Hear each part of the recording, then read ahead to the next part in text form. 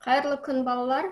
Бүгінгі сабағымызға қош келдіңіздер. Қазақ тілінен өткен тақырыпты ары қарай жалғастырмаймыз. Бүгін жаңа тақырып өтеміз. Бүгінгі сабағымыздың тақырыбы тақтада көріп тұрғандай мәтін. Мәтін деген тақырып сіздерге таныс. Бұл тақырыпты біз сіздермен 2-ші сыныпта өткеміз. Енді балалар, зер салып таңдаңыздар, біз мәтінге тән белгілерімізді еске түсіріп алайық. Мәтіндегі сөйлемдер мағыналық жағынан өзара байланысты болады.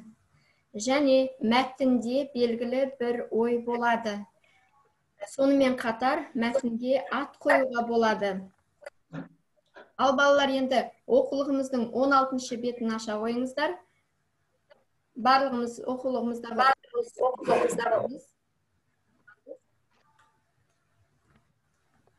таптыңыздар ма мәтін деген?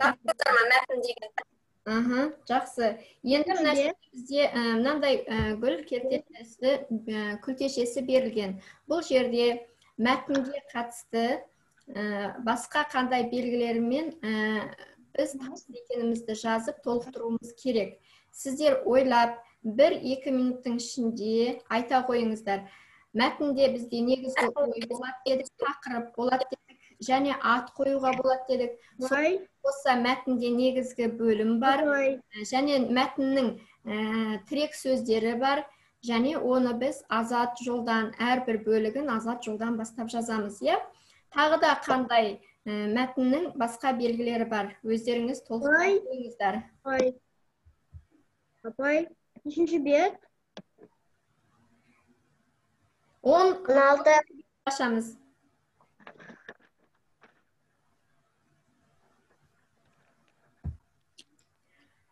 Ал балалар, жазып болсаңыздар, ары қарай тексерейік. Бізде тағы да мәтіннің тыныс белгілері бар екен. Дұрыс айтады, жаңа Әделя айтып жатты, мазмұны бар, сонан кейін қорытынды бөлімі бар, Жақсы балалар, мәтін туралы біраз мәліметті есімізге түсірдік. Енді мұна мәтінді мұқият зер салып тыңдаңыздар. Сонан кейін осы мәтін бойынша жұмыс істейміз. Мен оқимын, сіздер мұқият тыңдап отырыңыздар. 3-ші А сыныбында бір глобус жылап тұр екен. Сұмдық-ай, деді мұғалім шошып. Кім сені осыншама жәбірлеген? Шаншаров, деді де глобус қыстыға жылап жіберді. Ол кеше сабақтың соңында бокс көрсетемін деп мақтанып, менің басымнан төпештеді. Әй, Шаншаров-ай, деп кейді мұғалім. Глобуста нең бар еді? Қазір бүкіл дүние жүзі бейбітшілік үшін, жер ананың жүрегіне жара салмау үшін күресіп жатқанын білесің бе? Орнынан сүйретіле түрегелген Шаншаров ұялғаннан қып-қызыл болып төмен қарады. Мұғалім нені меңзегенін түсінді. Ал балалар, мен сіздерге мәтінді оқып шықтым. Бұл мәтіндегі тірек сөздерді тауып көрейік. Айта қойыңыздаршы, қандай тірек сөздер бар? Ойланып алыңыздар алдымен. Блок деген. Дұрыс айтасыздар. Мынандай тірек сөздері бар екен. Глобус, дүние жүзі, Шаншаров және мұғалім деп айтуға болады, Осындай тірек сөздерден құралған мәтін екен. Ары қарай балалар, мына жерде қарамен белгіленген сөздерге байланысты өз ойларыңызды білдіре қойыңыздар. Әй, Шаншаров, ай, деп кейді мұғалім. Глобуста нең бар еді? Содан кейін мына жерде қара әріппенен, қою әріппенен белгілеп жазыпты. Мына сөйлемдерге назар салыңыздар. Және бұл сөздің мағынасын өздеріңіз айтып көріңіздер.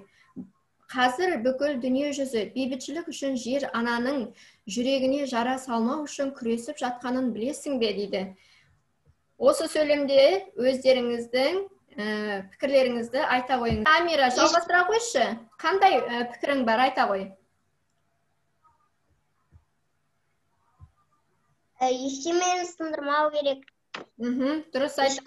Басынан бастап сөйлемдеріңді қайталай қой.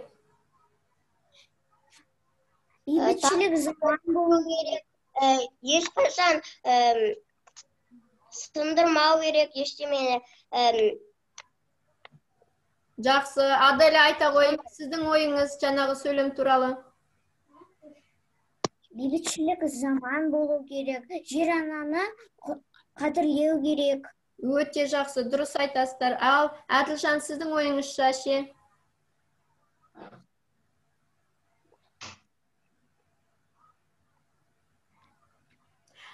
Жақсы балалар, біз бағанадан мәтінді оқып жатырмыз, мәтіндермен жұмыс жасап жатырмыз. Енді сәл көзімізге жаттығу жасап алайық.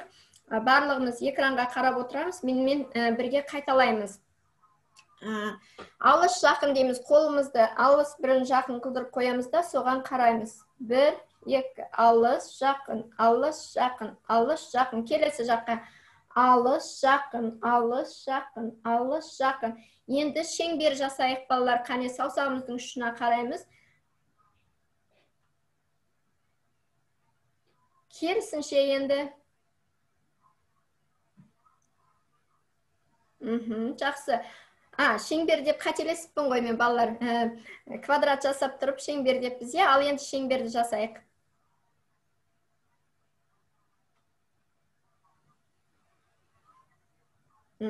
Жақсы. Ал енді алақанымызды қыздырамыз.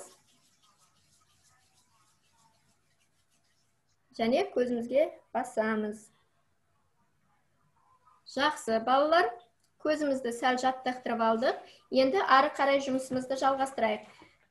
Оқулығымызға байланысты біз жаттығу орындауымыз керек. Ендеше дәптерімізді, жұмыс дәптеріміздің 10-шы бетін аша қойыңыздар. Бұл жерде балалар 12-ші жаттығу. Яғни бізге... Нешінші? Ау. Апа, нешінші бет? 10-шы бетті ашамыз.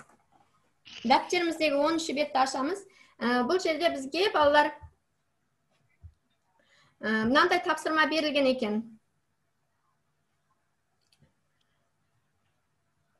Мәтіндегі әже мен немеренің диалогын қатесіз көшіріп жаз дейді. Ал жазып алайық.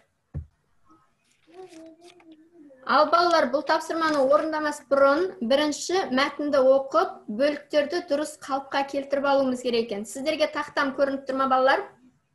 Бері қараймыз балалар, тақтаға қараңыздар. Мен сіздерге мәтінді оқимын. Бұл мәтінде, яғни бөліктерінің орны ауысып кеткен. Сіздер сол бөлікті әр бөлігін өзінің орнына қоюға тырысуымыз керек. Мұқият тыңдап, қай бөлік қай жерде алмасып кеткенін сіздер табуларыңыз керек. Зеңгір аспанда көшіп бара жатқан бұлттар түтінге ұқсайды. Тіпті түтіннен аумайды. Әже немересіне бұлт дегенді қалай түсіндірерін білмей ойланып тұр. Айым аспанға қарады. Аспанда шарбы бұлт көшіп барады. Әже, аспанға кім түтін жіберді? Ол бұлт қой, түтін емес. Жоқ, түтін. Өзіңіз дұрыстап қараңызшы. Үлкен кісі де көк жүзіне назар салды. Ал міне балалар, мен оқыдым. Бұл мәтінде, яғни бөліктері, орындары ауысып кеткен. Біз осы бөліктерін орнына тауып қоюымыз керек.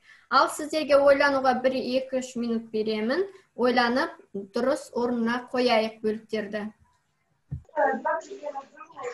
Апай, болдық па? мұнда анандай, бұл қой, ол түтін емес деген сөз басқалай тұр. Жақсы балалар, ал енді мына жерге өздеріңіз тағы да мұқият зер салып қараңыздар. Дұрыс нұсқа. Айым аспанға қарады. Аспанда шарбы бұлттар зеңгір аспанда көшіп бара жатқан бұлттар түтінге ұқсайды. Тіпті түтіннен аумайды. Үлкен кісі де көк жүзіне назар салды. Әже немересіне бұлт дегенді қалай түсіндірерін білмей ойланып тұр. Әже, аспанға кім түтін жіберді? Бұлт қой, ол түтін емес. Жоқ, түтін. Өздерің дұрыстап қараңыздаршы.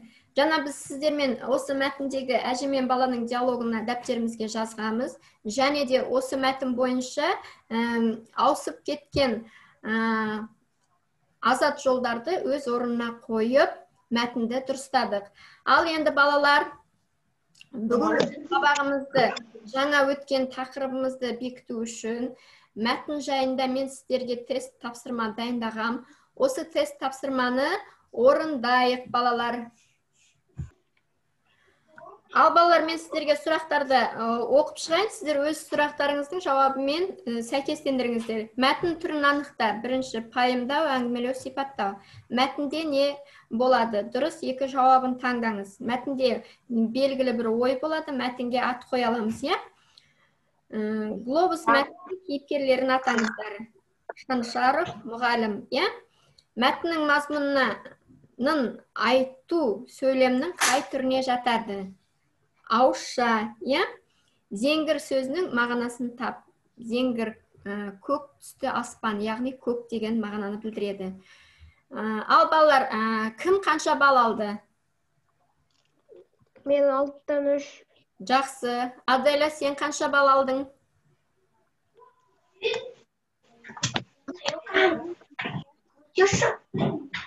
Жақсы балалар. Осыменен бүгінгі сабағымыз аяқталды.